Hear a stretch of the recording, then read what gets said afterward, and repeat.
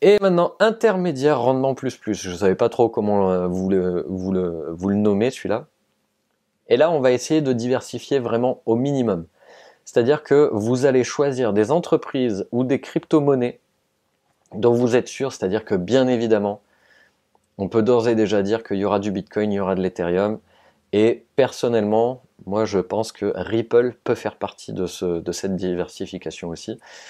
Je pense que 6 à 8 investissements, ce serait déjà bien.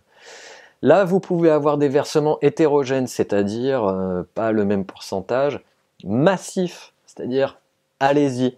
Quand vous voyez qu'il y a une entreprise dont le prix a bien chuté par rapport à sa crypto, vous y allez à vraiment fortement avec votre capital. Vous n'hésitez pas à mettre un gros pourcentage parce que c'est ce que Warren Buffett appelle la marge de sécurité. Donc vous voyez que le prix a baissé, pour vous c'est complètement sous-évalué, vous mettez un gros paquet. Donc versement hétérogène, massif, dissymétrie des positions, c'est-à-dire vous pouvez mettre 20-25% dans du Bitcoin, admettons 15-20% dans de l'Ethereum, 10-15% dans telle chose ou quoi que ce soit. Ce ne sont que des exemples. Vous pouvez aussi vous référer aux exemples de portefeuille que vous avez dans les documents de travail de la formation. Dans le top 100, voir un peu plus. Mais si vous voulez aller voir un peu plus, renseignez-vous bien avant. Mesurez les risques des petites capitalisations parce que vous pouvez faire de belles plus-values au même titre que vous pouvez tout perdre.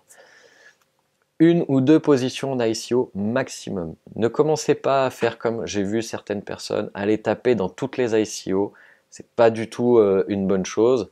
Et surtout que avec le recul, on sait très bien que les ICO, à peine elles partent sur un site d'échange, que forcément ça a coupé, désolé, mais de toute façon, j'en étais là.